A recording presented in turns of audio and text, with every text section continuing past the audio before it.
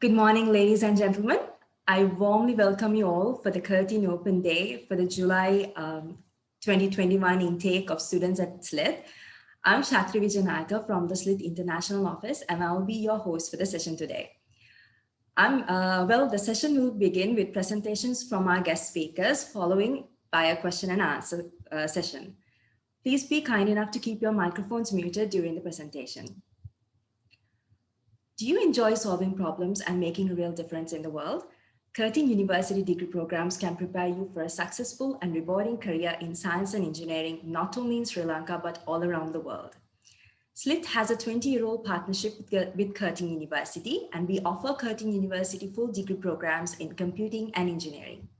I warmly invite Mr. Nigel De Silva, Director, Transnational Education and Partnerships of Curtin University, to speak more about our partnership and the Curtin University degree programs offered in Sri Lanka. Good morning, Nigel. Over to you. Thank you very much, Chatri, and thank you all very much for being here this morning. It's a pleasure to be here, and it's very nice to see so many people attending. It must be quite early there in Colombo, but I do understand everyone is at home, unfortunately, at the moment. And I'd just like to say that you're in our thoughts here in Australia, and we hope that things are getting better in Sri Lanka, and that we can get past this situation hopefully sooner rather than later. So as Chatri mentioned, the Curtin and SLIIT partnership has now been going for almost 20 years, starting in about 2002, and we've really built the partnership to be one of great strength, and we're very proud of the partnership and the students that we've had in Sri Lanka. We've had fantastic outcomes for our students who have graduated from a Curtin program in partnership with SLIIT, and the employment outcomes for our students who have done the computing and engineering programs in Sri Lanka are outstanding. In terms of the programs that we offer a suite of computing programs and also engineering programs, and we are looking to extend upon our range of offerings in Sri Lanka over the coming years. Today, we have two of our finest academic staff, Professor Hanna Sherman, who looks after all of our computing programs, and Professor Cesar Ortega Sanchez, who is the Engineering Foundation Year Coordinator, and he will go into more detail with you about engineering and the Foundation Year. And that's an award-winning Foundation Year nationally, and it's one of Curtin's real pride and joys. And we are very strong in both computing and engineering. Curtin as a whole has really risen up the rankings in the last 10 years. And that has been the result of a lot of effort and focus into our research. And we now have a lot of world-leading research. And that has seen us become one of the top 1% of universities in the world, according to the academic ranking of world universities. We are, as I mentioned, we're very strong in the engineering and science field. And so you can rest assured, if you do join the Curtin program, and I sincerely hope you do, that you'll be doing a world-class degree, and your opportunities following that degree will be excellent.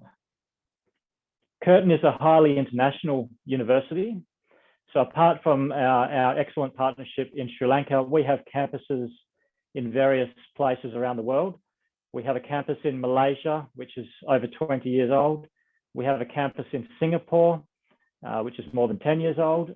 And we have campuses in Dubai and Mauritius, which are both about 4 years old.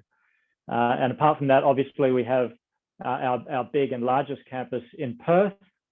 We are a relatively young university, starting in 1967, but we have grown and risen to be in the top 1% in the world in a very quick time frame.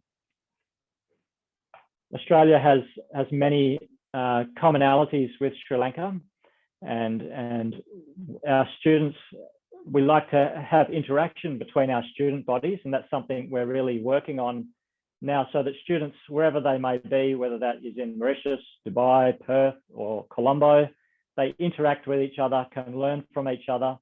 And in normal times when we can travel, we like to see students move around and have an experience at our different campuses. But we are also working on some virtual options for students to still be able to meet with their colleagues around the world virtually. So that's something that you will be able to enjoy when you start with Curtin. So I guess that gives a flavour of the partnership and Curtin. I'm happy to take any questions at the end of the session, but I will pass back to Chathri so you can hear from our academic professors. Thank you. Thank you, Nigel. So now I would like to invite Dr. Hanna Sherman, Director, Learning and Teaching at Curtin School of Electrical Engineering, Computing and Mathematical Sciences, to speak about the Curtin University IT programs offered in Sri Lanka. Good morning, Dr. Hanna. Over to you. Good morning, thank you. Let me share the screen. Oops.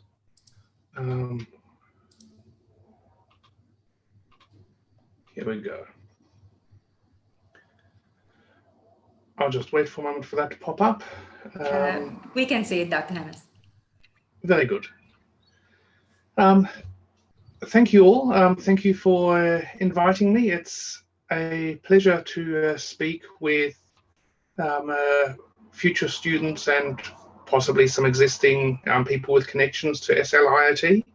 I've never had the chance to travel over to Sri Lanka. It was definitely on my to-do list last year, but unfortunately that hasn't eventuated. As mentioned, I'm one of the two directors learning and teaching for the school that computing lives in. I'm also, perhaps more importantly for this talk, the course coordinator for the undergraduate computing degrees. I'm going to specifically be talking about the two computing degrees, the Bachelor of Information Technology and the Bachelor of Computing Software Engineering, because I'm the coordinator for them. I am also happy to mention the Bachelor of Science, Computer Systems and Networking. I'm not the course coordinator for that, but I do work closely with her, and I've worked fairly closely with the course, so I can talk a little bit about it and probably answer a few questions, but I'll focus on the ones which are in my area. I have taught overseas a fair bit. I actually started my journey with Curtin in 1999 at the Malaysian campus as that was opening, and I think that the offshore locations where Curtin teaches and that movement of students between campuses is one of the best things about Curtin. It really enriches the whole experience, being able to say, well, I would like to spend a semester over there. Because not only do those students who travel to another campus get to experience the other culture, but the students at that campus get the injection of the culture coming in. And that has worked very well in several of our campuses. Obviously, when travel was available. So I'm looking forward to that happening again.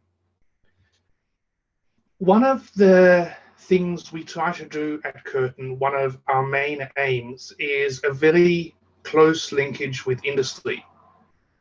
Whenever we think about changing anything in our course, anything vaguely major, we will go and talk to our industry panel, who are leading experts from industry around Perth, many of which are also international companies. And they tell us what they're looking for in their students. We also talk to people from a bit further abroad where we have a particular cluster of student employees. So for example, we send a lot of students to Atlassian in Sydney. So we tend to communicate with Atlassian fairly often. In fact, they send a delegation to the Bentley campus every year to talk to our students and try to attract them to go to their offices. Atlassian are very, very good company. This interaction really helps us. It means that we're not just a bunch of academics who've learned from academics who've learned from academics. I haven't spent a whole lot of time in industry, but I spend a lot of time talking with industry experts and also our graduates and getting feedback on what we should be doing on our courses. That means that our courses are as authentic as we can possibly make them. And that really is a big advantage. It also means that there are a lot of opportunities. We place a lot of students with industries, and we work very closely with industry for the final year project, for example, which is very useful and has been called out multiple times by employers as one of the reasons they like our students, because that balance between having the skills that industry need immediately and having the background knowledge to keep learning as you go. Another one of our strengths is that computing works as somewhat of a family, and we are expanding that family internationally. We have staff who are generally very happy to talk to our students, and over in Sri Lanka, you have some excellent staff, and they do make time to talk with the students. There are other areas where maybe the ratio of students to staff is so high that students find it difficult to approach staff, but that isn't, we try to do our best. I had an email from one of our students in Dubai 2 days ago, and they said, can they have a chat to me? And I pointed them to the online link that allows a student to book an appointment with me. So she's booked an appointment with me for next week. That ties into automatically to our calendar. We want to be talking to students. We want to be helping students. The other thing is that when a course develops an area, we very strongly encourage students to help students. There's very good reasons for you all to help each other because you're not competing. Some universities might possibly scale to some sort of bell curve. That is specifically not allowed at Curtin. So if a group of students helps each other and all performs better, great. We don't have to mark students against each other. Students are marked against the outcomes. So if everyone does better, that is good for everybody. Again, because of our connection with the students, we get a lot of students coming back and talking to our current students when they've been in industry for a few years, and they talk to us and help us improve our courses.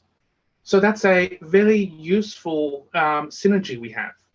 Another thing that's very useful is that once a student has graduated, often they will then recommend some of their juniors for positions with that company. They will quite often get a finder's fee, and of course the students who are juniors get a job. That interaction really does drive that circle of students, and it's very useful. We try in undergraduate computing to make things as real as possible. We have partnerships with global industries. We try to make sure that we get that balance of theory and practice right. In the end, often practice, hands-on things are more fun for students. And look, it will be easy for us to say, here, use the tools, do this. But if you don't learn the theory behind the tools, then once the tools change, it'll be harder for you to update. More importantly, you wouldn't be able to write those tools yourselves. So we want to make sure that we get the right balance between theory and practice. And our employers, the people who employ our graduates, they tell us we've got the right balance at the moment. But that balance is always shifting, so we are always adjusting our courses. Expect to see our courses change every, sometimes 2 years, sometimes 3 years. I think the longest it's been is 4 years since I've been there. The computing courses are recognized by the Australian Computer Society, which itself is recognized by many other international societies. The Bachelor of Technology, Computer Systems and Networking, also Bachelor of Science, as you call it, that is, in Australia, it's recognized by Engineers Australia. I'm not entirely sure about the Sri Lanka version, but I wouldn't see why. The whole point is that we're trying to learn not just from industry, but also from our graduates to bring improvements to our current students. And that cycle keeps helping us to improve. We have a wide range of undergraduate courses. We have quite a few postgraduate offerings, including research. In fact, I've supervised 2 staff members at SLIIT or co-supervised them, and that was quite a good experience. This talk, I'm going to focus, as I say, on the Bachelor of IT and Bachelor of Computing Software Engineering, because they're the courses that you're offering right at the moment. I am also happy, like I said, to answer questions on the Computer Systems and Networking course. If we want to look at the Bachelor of IT, what you'll see is that it's a fairly standard 3-year course.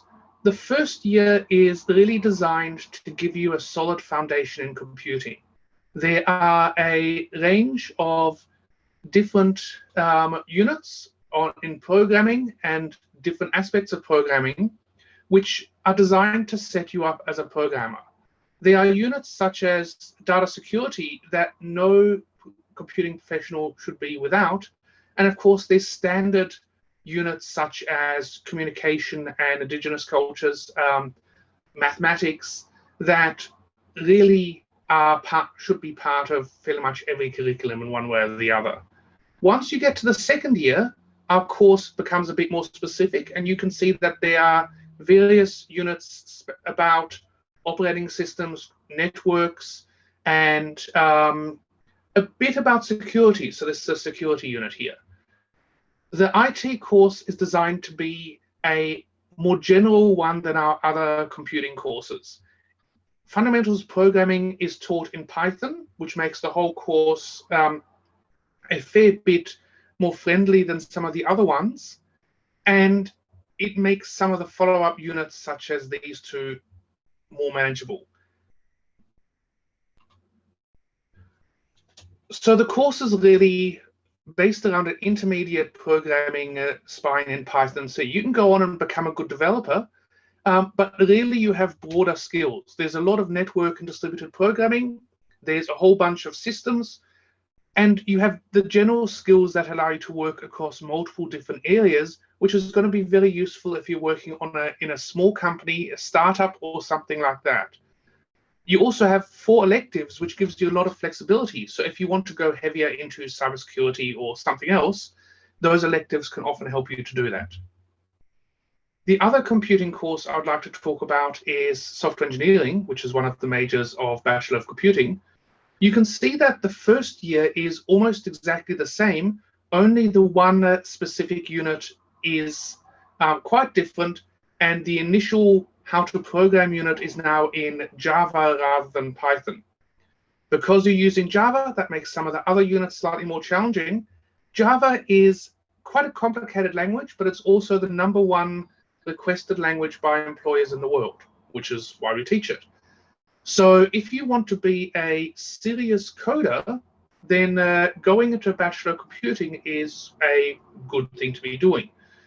Some of the other units are the same because everyone needs to know basics like operating systems and networks, but there are other units such as object-oriented software engineering that really go to the depths of how to be a really good coder.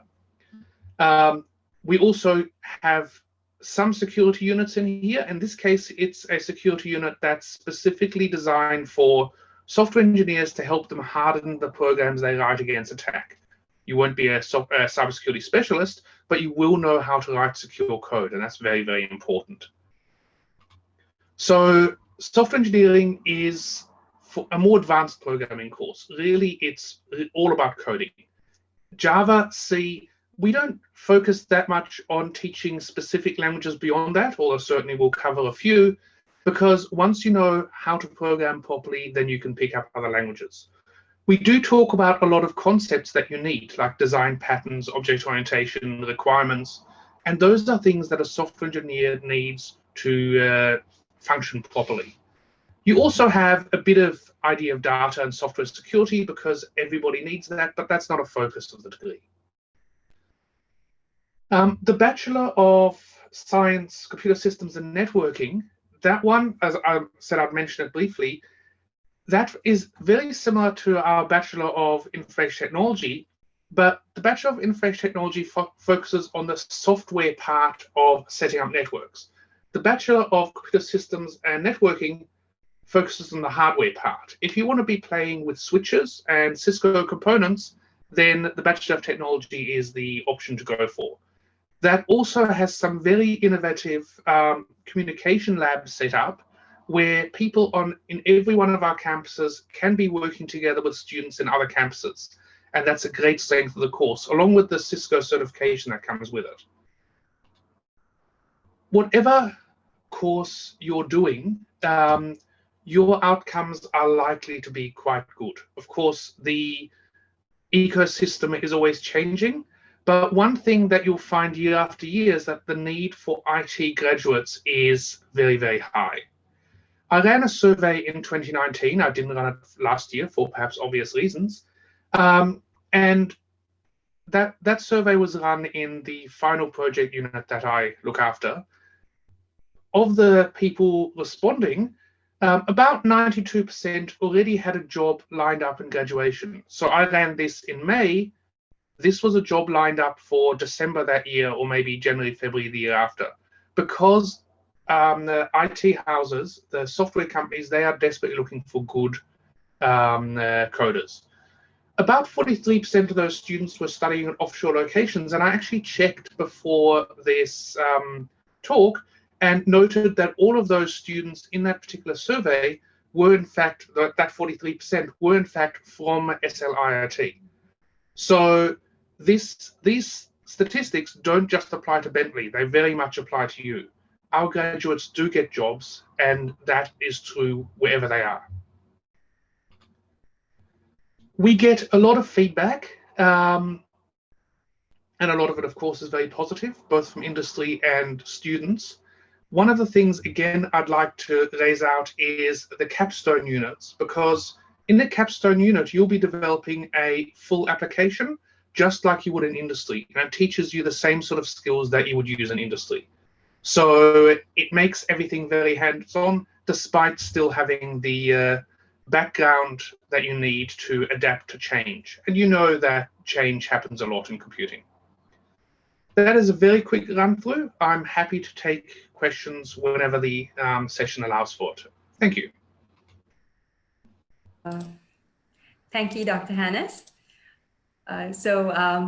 Now I would like to welcome Associate Professor Cesar Sanchez, Engineering Foundation Year Academic Lead, Faculty of Science and Engineering of Curtin University, to speak about the Curtin University engineering programs offered in Sri Lanka. Good morning, Professor Sanchez, over to you. Thank you. Thank you. Can you see my slides? Yes. Yes. Perfect. Good morning, everyone. Thank you for joining us today to learn about the offerings we have at Curtin University in Sri Lanka. My name is Cesar Ortega Sanchez, and I am the academic lead of what we call in Bentley the Engineering Foundation Year.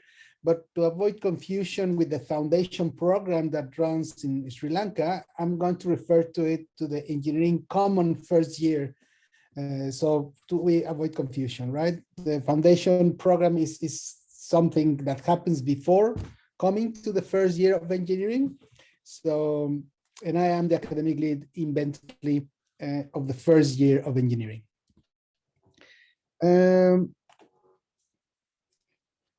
I like to start by, reflecting on what engineers do. This is the definition that is given by Engineers Australia. And as you can see, they define engineering as a socio-technical activity. It has to do with science, mathematics, to technology applied to solve problems. But these problems are not just any problems. These are problems that have to do with people. So in a nutshell, engineers apply science and technology to solve problems. And if you like problem solving, if you like working with people to solve problems, then engineering perhaps is the right choice for you. Engineering, as I said, is about people, right? And engineering are at the moment dealing with problems that are, high level. How do we send people to Mars? Elon Musk is already selling, tourism in the space, and how do I get cheaper internet or faster internet, and electric vehicles and machine intelligence and autonomous robots and self-driving cars, etc., which is fine, right? It's problems that we have, but perhaps they are more oriented towards the high end of technology, you know, the tip of the spear in technology and society. What we want to emphasize at Curtin is that people is not just that high end of the spectrum. There are other needs. The majority or a big proportion of the population in the world still live in extreme poverty. People who lack basic services like sanitation, drinking water, education, infrastructure like bridges or roads, schools, buildings, etc. And these are problems that also need to be addressed in a creative and effective work, sustainable way by engineers. So at Curtin, we try to cover the whole spectrum. We don't just focus on the high end, the fancy, nice, expensive technology and solutions, but also on the creative ways to make technology and science and engineering affordable and accessible for people with little resources. So that's part of the ethos at Curtin, right? It's about people, but it's the bigger, broader spectrum of people. Engineering has many faces, and that's another thing that characterizes our courses. Usually there's like a stereotype about engineering being hard hats and steel cap boots, and you are pouring concrete at 3 o'clock in the morning, you know, for a bridge somewhere, if you're a civil engineer. And yes, so some of that happens, you know, some part of engineering still involves hard hats and steel cap boots, but it's much broader than that. So you can, if you are creative, you have like an artistic vein in you, or you are a natural leader, and you since you were a kid, you were, you know, the captain of the soccer team, or you won a contest, you know, in oratory. There's a place for you in engineering. There's a misconception that to become an engineer, you need to be very good at maths and science. And yeah, it's true. I mean, you need to be proficient in maths and science to become a good engineer, but that's not all. If your strength suit lies in something else like leadership or creativity or problem solving, you're a natural problem solver, you don't need to be an expert in maths and science to become a very good engineer. Because as I said in this slide, engineering has many faces, and you can end up doing design. If you're good at maths and science, you can be designing stuff, right? Calculating, using maths every day to do your job. But you can also be in maintenance. Some machines are so complex that they require engineers, not technicians, to be in charge of maintenance. Or engineers need to handle a little troop, a little party of technicians to fix big machines. So engineers have to be there. And probably you're not going to be using maths and science every day for a job like maintenance. You need to be quick at solving problems, quick at analyzing a situation, determining the possible paths of action, and deciding very quickly which path is the best in terms of resources, time, money, safety, etc. Which nothing of that has to do with maths and science. You can be an excellent negotiator, you can be in sales. Some machines, imagine medical equipment or very sophisticated mining equipment, needs to be sold by engineers, because only engineers really understand how those machines work and how they can be used to improve productivity and reliability of processes. You can be a field engineer and wear your hard hat and your steel cap boots every day, and, you know, leading projects on the ground. You can be a programmer as well. You go to mechatronic engineer, there's a branch in mechatronic where you will be doing programs. Mechatronic is about software, it's about control, it's about mathematics and mechanics and software to control machines. You can be even a politician, right? Nowadays, everything is politics, and you can be lobbying for a more, you know, greener technology, for less energy consumption, for more budget for universities, etc. And if you have that ability to convince people to speak clearly and convince people with arguments, then politician, as an engineer, you could be a fantastic politician as well. So the spectrum is very broad, and don't think that maths and science, and that's it. Engineering receives people from all fields, all walks of life, and all of them can be very successful. At Curtin in SLIIT, we offer 4 programs in engineering: civil and construction, electrical and electronic, mechanical and mechatronic. All of them last for 8 semesters, that is 4 years. At Curtin, the way we see engineering is like a journey. It's a transformational journey. This is the engineering common first year motto. Engineering is not something you do, it's something you become. Because just collecting credits and passing units won't turn people into an engineer. People need to demonstrate and behave like a professional engineer to be a professional engineer. So at Curtin, you will develop this change in your personality to become an engineer. The way you solve problems, the way you interact with people, the way you dress, the way you speak, all those are attributes that good engineers need to have. And with our help, you will go through this transformational journey to become the best possible engineer you can be. I'm going to share now a set of slides on why Curtin offers a world-class engineering program. Well, first of all, after 4 years, you will earn a Bachelor of Engineering with honors, accredited by Engineers Australia. And because of that, your degree will be recognized by all signatories of the Washington Accord. It's like an agreement that accrediting bodies sign, and any programs accredited by those entities will be recognized, mutually recognized by the others. This is the list of countries that currently recognize Washington Accord accredited degrees. As you see, well, Australia and Sri Lanka are already there. That means, well, all engineering programs in Australia. I'm not sure about Sri Lanka, if all or some of the Sri Lankan engineering programs are recognized by Washington Accord, but the rest of the countries will recognize your degree after graduation.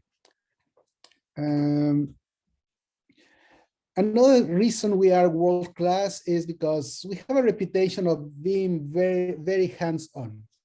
You will be doing lots of labs, you will be participating in workshops, tutorials, working in teams to solve problems continuously from day one. And that's good. We believe that engineers become engineers by doing engineering, not by reading about it or watching videos about it. You will be hands-on, you will be using your hands to become an engineer, and your head, of course. In Sri Lanka, I'm happy to announce that we have brand new facilities that will be exclusive for Curtin students. These are some actual pictures of the infrastructure in Sri Lanka. And my understanding is that all these facilities are brand new, just waiting for COVID restrictions to be lifted, to be populated by you, hopefully. So it's a great opportunity to be there and smell the smell of new furniture and fresh paint. And I hope you will be joining us to enjoy these facilities, which look, by the look of these photographs, fantastic. We put a heavy emphasis on teaching and learning aspects. We study, all academics, and Curtin as an institution pays a lot of attention on the teaching and learning aspects. We study how people learn. We know a little bit of psychology, a little bit of pedagogy, and we use techniques like active learning, outcomes-based education, flipped classroom, student-centered education, etc.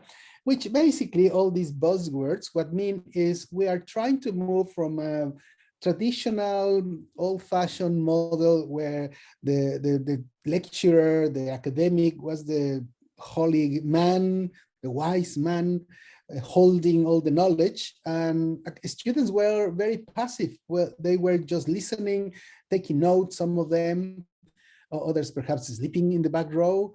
But that was the old-fashioned classic way of teaching, right? And I learned that. I mean, I'm old enough to say, yeah, I learned engineering. I became an engineer like this.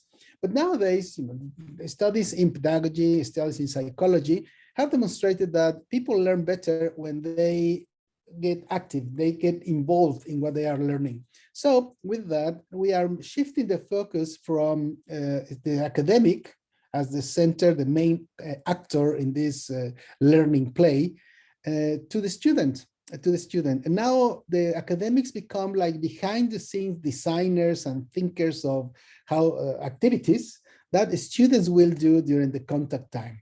So rather than having a lecture theater with an academic speaking at the front and 300 people just listening, many activities are in small groups, 25 to 40, with one or two academics in the room, and students will be working in teams on flat tables to do activities. And that's how you will learn most of your knowledge in engineering. And that's another good quality of our programs. We have, as Hannes mentioned earlier, strong links with industry. For engineering, it reflects in, sometimes we have site visits, or we have people coming from industry to give us talks. We have in every academic engineering discipline an advisory board with representatives from industry, and we exchange information about what we're doing in uni, what's happening in industry. Sometimes they tell us, oh, your students don't know how to write reports, and we have to change something or incorporate report writing in our programs. Sometimes they come and say, your students are fantastic, they land running, they can solve problems after graduation very well, and then we're very happy. So that link with industry is something we value very much and will benefit you all when you join Curtin.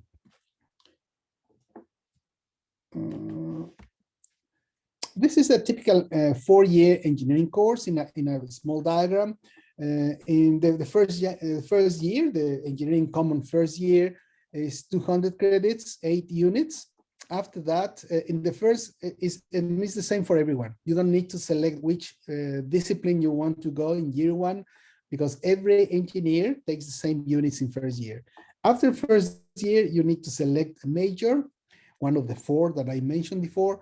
And from year 2 onwards, you will do basic discipline content, intermediate discipline content. And in the 4th year, you will do advanced discipline content and a final year project, which lasts for 1 year. Every student needs to do an individual thesis at the end of the degree as a requirement for graduation. And after that, you graduate.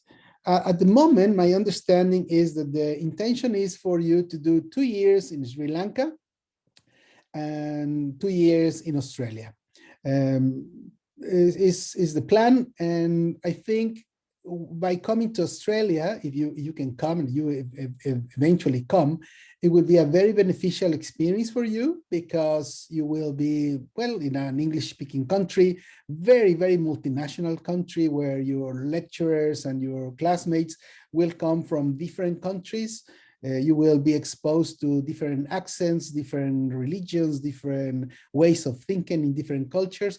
And that's very enriching, because the reality is that today engineering around the world is done by teams of multidisciplinary people, sometimes not even in the same location. You will be working like this, through Zoom, in different time zones at the same time, with a team talking on virtual conversations to do projects. That's how engineering works. So doing this dual Sri Lanka, Australia program, I think is a great advantage for you, because it will prepare you very well for how engineering will be for you for the rest of your life. I want to stop very quickly talking about the curriculum, the actual units that we cover in the first year of engineering. At the core of it, we have one unit called Engineering Foundations, Principles, Design, and Communication. And this is like the core, the heart of the ECFY, Engineering Common First Year. In this unit, students work in teams to solve problems, and they have during one semester to have meetings, keep a logbook, this design and develop something. They have to produce a model at the end. They have to do oral presentations. We have very good feedback from industry about this unit, saying that, yes, that's exactly how engineers work. And it's fantastic that the students are doing this from year one. Around this core heart unit, we have the engineering science units, one unit in resources, processes, and materials engineering, another in engineering mechanics, and another in electrical systems. We have as well enabling skills units, 2 units in mathematics, calculus for engineers, and linear algebra and statistics for engineers, and programming, 1 unit in programming. The commonality of these 3 units is that they have tools, language, the language of mathematics, the language of programming. They also have problem-solving skills, the 3 of them. So both aspects of those units are important. It's important that you learn the language, the tools, but it's also important that you learn how to solve problems in these disciplines, because that's how engineers solve problems. Don't lose sight of that, right? I don't like math. Well, you may not like them, but the problem solving is very important. So you need to do them, if not for the maths, do it for the problem solving. And you have to succeed in both. And finally, we have to complement these 7 units. We have either physics or chemistry, if you missed that in high school for whatever reason. And we have, if you did both, then you can do an enrichment unit, which is a unit that you select from a list. This is the common first year structure in Sri Lanka. Semester 1, which for us starts in February. I'm not sure if semester 1 is the same notation in Sri Lanka. We actually have the meeting take also now this time in July. Yes. Yes, which for us is semester 2. I'm not sure yes. if you call it. We just, yeah, we just call it the same. Okay. Yeah. So for Sri Lanka, the people starting in July will start with these 4 units for the first year, and the first semester next year will be these 4 units. The units are not prereqs of each other. Therefore, these units, strictly speaking, could be done in any order. This is the order that we decided for Sri Lanka, and that's what you will be doing when you join. If you want to know more about the following units in the disciplines, you please visit the handbook at curtin.edu.au. Entry requirements, I'm going to touch very quickly on this. You need to score 8 points or more in your A levels in all the 3 subjects in maths. It must include calculus, that's very important, and physics and or chemistry. Only one of them is essential, but if you do both, and I'm pretty sure most of you are doing both, but the entry requirement is just one or the other. And the reason we have these entry requirements is to give you some, to protect you, right? People who don't know calculus when they join Curtin, or people who don't have a background in physics and chemistry, are very unlikely to succeed. So entry requirements are there to protect you. So once you are through the door, then you have to work very hard to continue and succeed. There's also an English requirement. That's a university, and all courses at Curtin have an English requirement. This is it. You can find more about this in the Curtin Sri Lankan website. I will show the link here. If you need more information about our programs in Sri Lanka, about what units you need, visit the handbook, and what's live in Curtin, not just in Australia, in all our campuses. The future sense at curtin.edu.au will give you all the information. That's all I wanted to say. Thank you very much. And as soon as we are ready for questions, I'll be happy to answer. Thank you. Thank you, Professor Sanchez. Now let us have a small glimpse of our new campus in Colombo.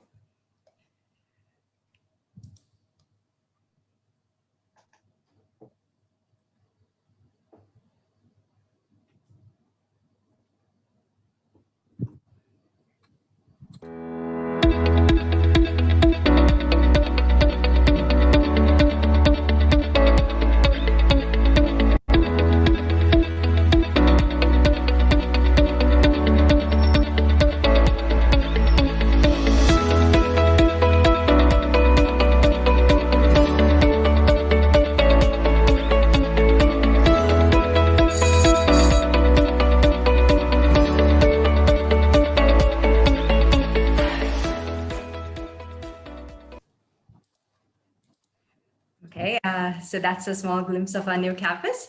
So this brings us to the end of the Curtin University Open Day, actually the presentation. So now we can open the session for questions and answers. You may unmute your mic and ask your questions, or please use the chat box.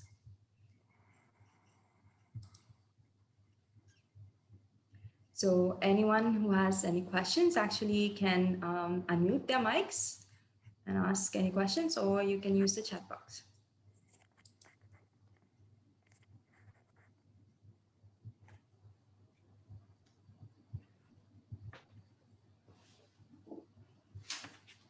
I think we were very efficient in sending the message. We have 90 participants and no questions. So please, if you want to know anything, feel free to ask. I'm going to type now my email in the chat box if you want to email your question for whatever reason. Is that okay? Yeah, definitely. That's fine. That's okay? Fine, yeah. Just a small question, like on behalf of the students, can you all just elaborate on the accreditations that we have, because this is a question that they ask. Sure. Let me just finish. Okay, there's it, my email in the chat box. Accreditation, yes. Washington Accord is a body that is an international body. I think it's based in Washington, but hence the name. And they make sure that programs in engineering cover certain requirements, right? And they have academic requirements in terms of content, and they also have academic requirements in terms of, for example, exposure to industry, development of professional skills, and they pay visits. There's little committees that visit universities, an accreditation visit, and they check programs, they check the handbooks, they check unit outlines, they visit the facilities, they see the laboratories, they have meetings with industry, with students, with alumni, with academics, with the directives of all the directors, all the hierarchy in the university. It's a very thorough visit every 5 years. And after that visit, they reaccredit programs. All this I just described is Engineers Australia, right? In Australia, the body that accredits engineering programs is Engineers Australia, and Engineers Australia accredits in the way I just described programs in engineering. Engineers Australia is a signatory of the Washington Accord, which means they in turn have to be accredited by Washington Accord in a process similar to what I just described. And Washington Accord determined that yes, the programs you are accrediting meet our standards, therefore they could be homologated across the world, any signatory of the Washington Accord. I don't know, Nigel, is there anything you would like to add to that? I think there are many questions coming up now. Yeah, okay. Not from an accreditation perspective, Cesar. So maybe we'll move on to other questions. Yeah, okay. So one is asking, can you explain the flipping of semester 1 and 2, July and February, please? The flipping? I don't know. But yeah, I'm not quite sure what that means. That means some students are having an issue because we usually didn't have a mid intake. We only had the February intake. So they are whether Curtin offers this mid intake. So they're having this question. Yeah, sure. So this year is the first time we're having a mid-year intake at SLIIT, and that was done, I guess, largely because of the issue with results being delayed because of COVID in Sri Lanka. So we didn't want students to have to wait all the way until February next year, which is why we've decided to have a mid-year intake. But there's no issues in terms of your progress. You'll just progress as you would have. Yeah, and I think they're worried whether they miss out on any subjects. No. Can I add to that, Sherry? Yes, Professor. If I may add it to it, the semester 2 subjects, there's no prerequisite subjects for semester 2. So whether you do semester 2 first or semester 1 first has no effect on your study. From year 2, you'll be synchronized with the other students. Thank you, Professor Masha. Then there's another question. Are all 4 years available to be finished here in Sri Lanka itself? Yes. And yes, the answer to that is yes. And then, hi, I'm Chaturanga. Thank you very much for the enlightening presentation. Can students complete the respective degree program in Sri Lanka, or should they complete the 3rd or 4th years in Australia? That again, yeah. So you can. Same answer. You can, but you can come to Perth or another campus if you like, but that's obviously pending borders being open. Yes, I think even the following questions about the same thing. Yes, you can complete all 3 years and you can you can go to Australia for your master's. And then Curtin also offers concessionary fees for students transferring from SLIT to do their masters. Yeah, so is it a must to inform universe? Is it a must inform uni if the student plan to study last 2 years in Australia? I guess the answer to that is it is helpful if you have that intention. I would start planning early so that you understand what the process is to get a visa and how to transfer. So it's not a must that you inform us, but I would start the planning early and work with SLIT who can advise you what to do. Yes, I think we do have a global education office who deals with that, and Mr. Kenneth and Yashoda will definitely help you out. So Kenneth, do you want to add on to that? Nigel commented it will be really good if students plans of transferring, because there are some other that we need to fulfill requirements. So it will be good to have that information. Okay. Sure. Yes. Sure. Thank you, Kenneth.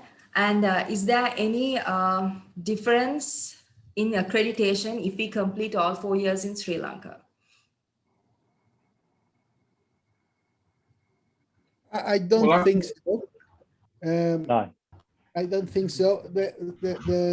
What happens is to have the full accreditation from Engineers Australia in Sri Lanka, when we have our next accreditation visit, which will be in 2025 perhaps, Engineers Australia will have to review the way the program is delivered in Sri Lanka. And then they will be part of our accreditation. At the moment, the accreditation will be for students who come to Australia, that's guaranteed.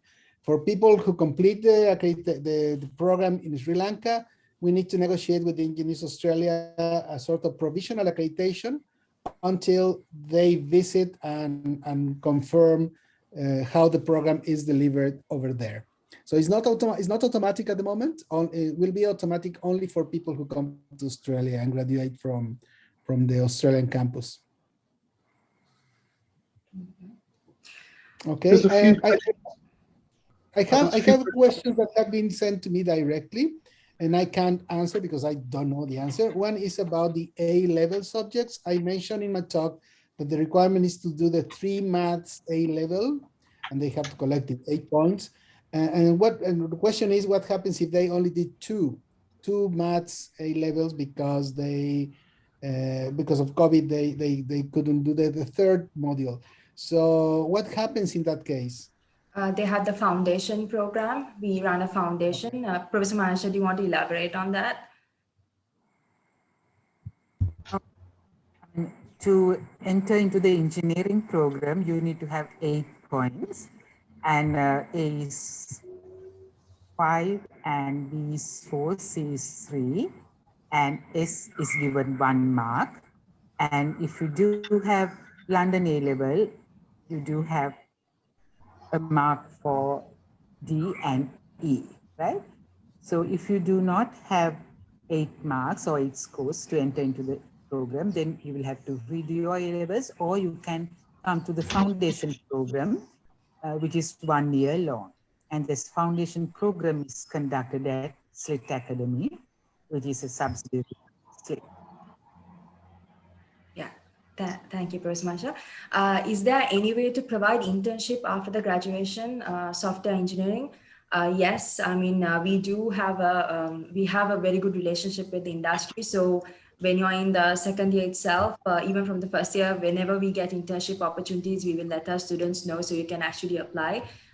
We do have a student engagement unit. I'll be actually looking after it. So you can definitely contact me once you join the program. So also Navin is asking, will I be able to do data science? Well, actually data science, we do not offer in Sri Lanka currently. Am I correct? I mean, are we looking at any future possibilities of having data science? We are looking at to offer that in future. But there might be a possibility for, right now we do not offer data science, but there might be a possibility for you to do a common year here and then transfer to Curtin, Australia to continue with the program. Thank you, Kusmisha. And Jayavi is asking, I was wondering what advice you had for someone who is unsure of whether to apply for the Bachelor of IT or the Bachelor of Software Engineering. Dr. Hannes? Yeah, I've just applied to that in chat. In general, sorry. The degrees are designed so that the first year is relatively common between the two. My advice generally is that go into one, you can swap without loss at the end of the first year. But if you're really not sure and you meet the requirements for both, go into software engineering, because it's slightly less messy to change from software engineering to IT than the other way around. But most of the units are the same in the first year anyway. So as long as you're in, that's okay. Thank you, Dr. Hannes.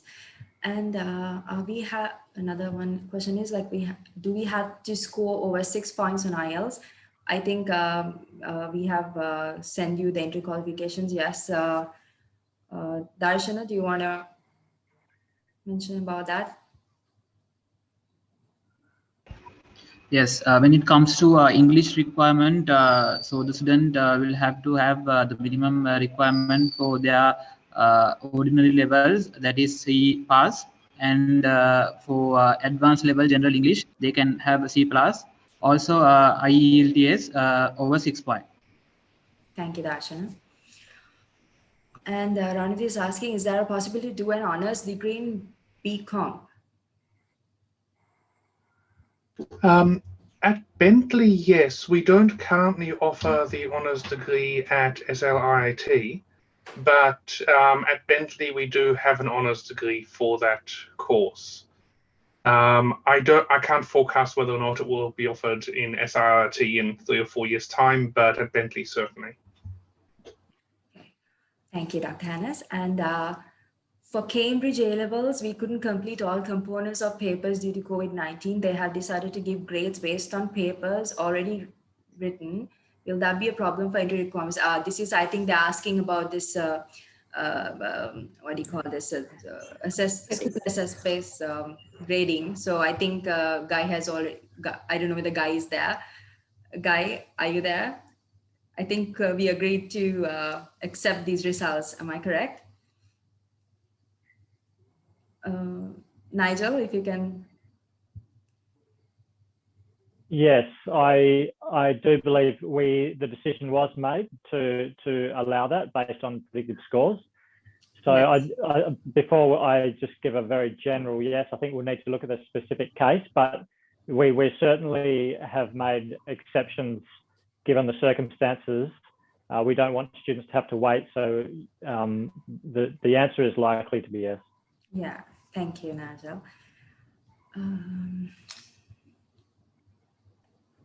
There are several questions about scholarships, and I didn't want to speak explicitly about scholarships because there are too many, but some of them are very specific, and I'm not sure which ones apply or not for Sri Lanka. My advice is if you visit scholarships.curtin.edu.au, there's a system there where you tick all your circumstances, undergrad, international, male, going for engineering, etc. And it will give you a list of which scholarships may be available for you. There are no automatic scholarships. All our scholarships are competitive. and they are very scarce. So it's not easy and not guaranteed that everybody will get the scholarship. But there are some, and I encourage you to visit our website to know about that. I'm not sure if in Sri Lanka there are opportunities for scholarships. Yes, we do have scholarships available, but like a limited number of scholarships for the SLIIT component only. So not the Curtin component as yet. So we'll, Professor Maisha, do you want to like add on to it? I think what you mentioned is right. I mean, it's a merit-based scholarship, and at the enrollment also there are some scholarships, right? Yes, yes. Actually, I'm talking about the enrollment. At the enrollment, we actually this time for last intake we gave 10 scholarships for 10% of the semester fee for 10 students. That's for the SLIIT component. So not for the Curtin component. Currently, the scholarships are only available for the SLIIT component. And I think the next question was. Thank you. With regard to the information technology, what are the options you offer to specialize in an area of, example, cybersecurity? Well, cybersecurity will be offered in Sri Lanka in 2022. Yes, so you'll be able to follow that in 2022. How many years I can study in Sri Lanka if I'm doing information technology? Well, you can complete all 3 years here, or else there's an option of transferring as well. If I plan to do 3rd and 4th years at Australia, but after completing the 2nd, what if the borders still remain closed? Kenneth? Yeah. I think the borders will be open by then, 2023. So yeah, we can't predict anything right now. Yeah. So yes, we'll have to have a question for the moment as it is. Yes. So actually another question for you, Kenneth. I think they're asking, will the scholarships be available for students who will transfer to Perth after 2 years? Do we give are there any benefits when they're transferring? Yes, there used to be. So it depends on a yearly basis. Curtin would let us know what are the scholarships that are available. So as global education is a unit that freely provide all this information across, so you can get in contact with us through our contact details, and from that we should be able to provide all the information about the scholarships when you're transferring, or any concessions that are available when you're transferring. Yeah, so that information will be provided. So it depends on a yearly basis. It changes actually. Okay. And then thank you, Kenneth. And also they're asking whether cybersecurity, if they start cybersecurity, will they be able to, like, if they start cybersecurity in the mid intake, will they be able to join the next year when it starts? I think it's not possible, is it? I mean, it depends on what you mean by possible. The thing is, we will be offering the first year of cybersecurity in 2022, which means we'll offer the second year in 23, the third year in 24. So certainly students should be able to transfer between degrees, but because we'll only be offering some of those units in 2024, then while you can start earlier, it doesn't necessarily mean you can finish any earlier than if you would have joined next year. So it very much depends on exactly how things go, and it's hard to say promises, but you can certainly change between degrees based on units that we're offering at the given time. Okay. Thank you, Dr. Hannes. There's another question asking whether they can get the IESL membership after completing the degree at SLIIT. Dr. Chandana, you're here, I believe. Yes. So I think we are working on this, isn't it? Like yes. We are working on it at the moment because am I correct? Yeah, actually we are planning to have a dialogue with IESL Sri Lanka, and in the next few months we will be able to get a favorable response from them. After that we can inform the actual positions to the students. Thank you, Dr. Chandana.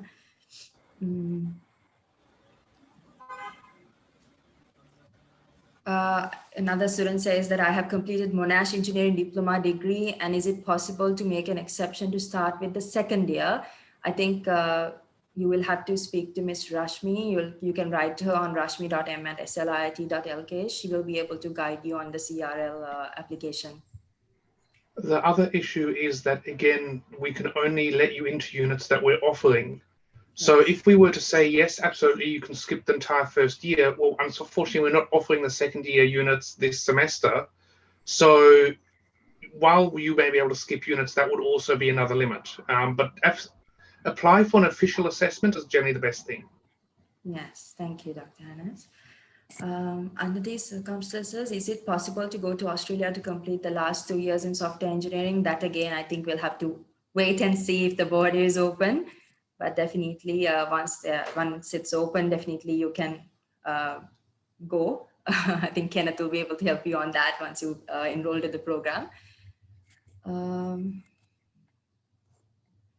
Are there internship job opportunities in mechanical engineering post-graduation in Sri Lanka? Yes, I mean, we will definitely, we will be having internship opportunities, as I mentioned before, and we do have a career guidance unit which will assist you on that. Okay, this I think we have answered. If we have completed the first year of engineering, can we join the second year? Join for the second year? I do not understand that question. Obviously, if you complete the first year, you can join the second year. Maybe the question is if they can come to Australia in second year? Maybe so. Yeah, I think that again depends on the borders. Well, depends on borders, yes.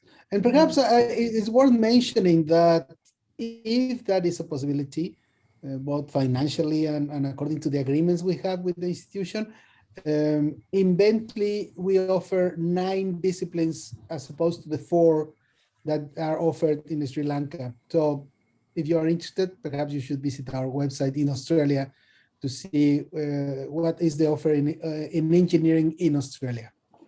There's one more. There's another question. They're asking, what is the cost comparison if we finish it here in if they finish the 4-year degree in Sri Lanka compared to completing 2 years here and going there and finishing 2 years?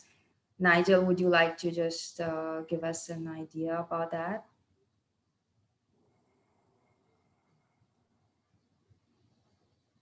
Maybe Nigel is not there. Kenneth?